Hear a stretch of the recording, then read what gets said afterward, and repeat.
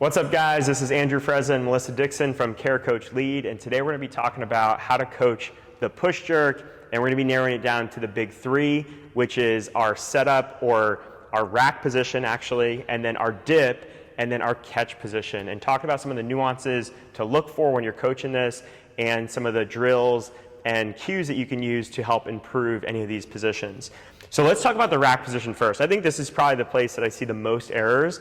And mainly it's because if we're strict pressing or push pressing, a lot of times we can get away with keeping the bar floating. So show us like that floating barbell, okay? Sometimes this is a mobility issue, but sometimes it's a mobility combined with technique issue where when that person goes to strict press, it feels better to have the elbows under the bar and be pressing from this position versus having the bar resting on the shoulders. And the biggest shift for people is when they realize that a jerk, either a push jerk or a split jerk, isn't so much a press as opposed to a drive and then a catch, okay? Just like our cleans, we don't ever feel like we're doing an upright row or a bicep curl in our cleans. We feel like it's a jump and a catch. That's the same feeling we want to have on our jerks.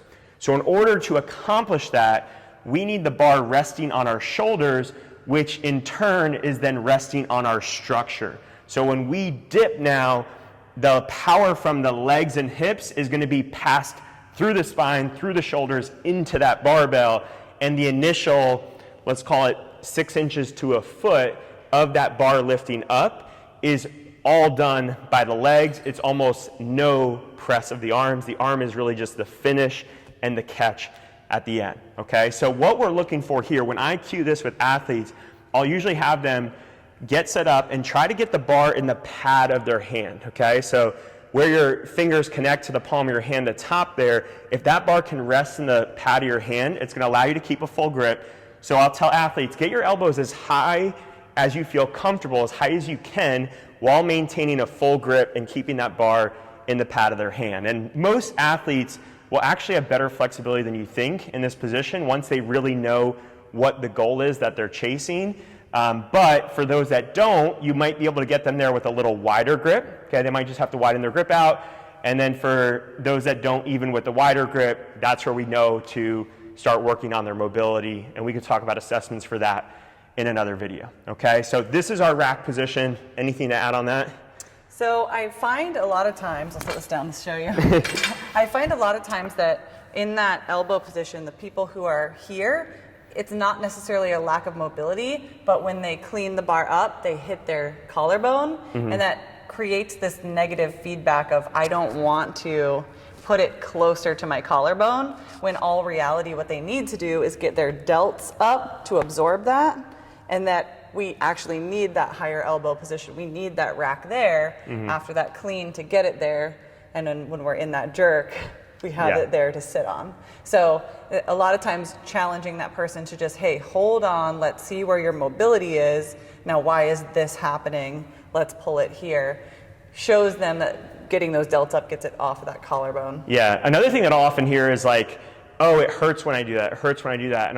And what I found is sometimes it does hurt, but sometimes they've never been in a good position to feel what it might feel like to not hurt. So I'll actually have them rest the bar on their rack, and without lifting the bar off the rack, just see if I can kind of maneuver them into the right position. I'll tell them, don't lift, don't lift. I just want you to see if you can do it. And sometimes they'll get in a better position, and then they go to lift, and they go, oh, that feels better. That was kind of nice. So now let's talk about the dip. And this is in the dynamic portion of the lift. This is where you're going to see the most errors. This is where the most can go wrong. So with this, probably the more common one is that we're going to dip forward. So if we have Mel turn to the side, I could put like a PVC pipe here and get this nice straight up and down angle. If you guys have ever done videoing with your phone, this is a great place to view. You could use something like Coach's Eye or just a slow-mo on your phone, and you could draw a line here to see if her bar path is straight up and down. So when she dips, we want that upright torso, and we want the knees to bend. We want the butt to go back just slightly, okay? Where if she was against a wall, stand up again. So if she was standing against a wall, she would stay on that wall as she dips, okay? And you can set it down for a second. One thing I want to connect the dots for with you guys here is position one on our clean or snatch and that dip on our jerk. They should be pretty much identical, okay? The knees are bending, the butt's going back just enough to be able to stay perfectly upright, and that's the same exact position that we have for our clean, we're gonna be in for the dip of the jerk. So you can connect the dots as a coach when you're looking for things, and you can even connect them for your athletes if they're really good at position one on a clean, but they might not be as good at the dip on the jerk. Another common error that we're gonna see is where the hip just stays kind of open and muted, and then the knees shift forward, so the athlete's pretty much leaning back as they dip, and they got a lot of power going different directions, being lost in different directions. So again, ideally, we want them to be upright, okay, going straight down in that dip. And I really like to just drill this as a class where we're just going dip and then stand, okay? Dip and hold and stand, all right? That gives you a chance to see it in a slow, controlled way before it's time to focus on what's gonna happen next. Anything you wanna add on the dip there? No, that's good. Okay, so now let's talk about the catch position, okay? And again, if we do this right, we should drive straight up, that bar should be weightless, and we should be able to punch right through to our catch position. So if she goes to that catch, what I like to see is that we hear those feet, okay? Hopefully you guys heard it in the video. The feet move wider, we hear them just like, again, we're catching our clean. Also, I like her for her to be able to hold, because that means she's stable in that position. She's pretty upright there, and then she could stand up and come down, okay? So again, tying these positions together, the same thing we would do on a position one clean, okay? That same upright dip, that same extension and moving of the feet, we should do the same thing on the jerk. And the reason I bring that up is because so many athletes do not move their feet on a jerk, okay? If we're barbell cycling, there might be an advantage to not moving our feet, but if we're doing heavier loads, heavy singles, heavy doubles, where we're gonna be resetting every time, we wanna move those feet, and we wanna teach ourselves how to drop under the bar, so we know if that weight gets heavier, we have the ability to drop really low. So what would that look like if we do drop under the bar, okay? You can see those feet move a little bit each time, okay? So that's what we're looking for here, and as we go to cycle the barbell, one of the biggest mistakes we're gonna see is that people don't stand it up, all right? I call it the push jack, kind of like a jumping jack, is as soon as those legs go out wide, the arms go up, they come right back down. And there's no ever stabilize and stand. So go ahead and cycle some fast, see if you can do it. It's so hard to do because it's fast, so try to come back faster. There you go, yep, nice.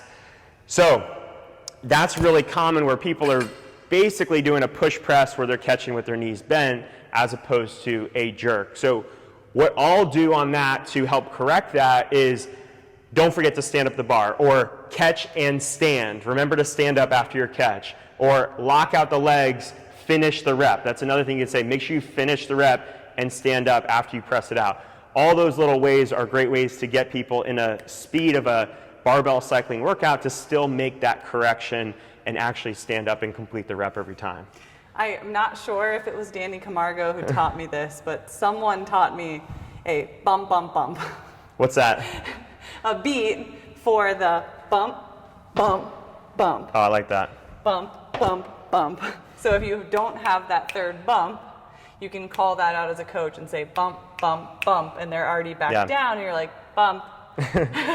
Where's the bump? I like the 1, 2, 1, 2, 3 could work too, of 1, 2, 3. That's good. Yeah, so I hear that in my head. That's why I can't do the weird cycle thing, because I don't have enough bumps. Yeah. So if we're talking about the difference between the heavy singles versus the barbell cycling, again, it's probably going to be in that footwork. We're still going to stand up and finish the rep, but it's probably going to be in those feet not moving as much. With that being said, I still like to see athletes move their feet, and if they do move their feet on the catch, when they stand up, they can just do a quick slide, and then they're back into a good spot for that next rep each time if they do that quick slide of the feet. So you can still basically hit the points of performance even while moving fast if you know how to do it efficiently. All right, so hopefully this is helpful for you guys. If you have any questions or comments, leave them below, and we'll see you in the next video.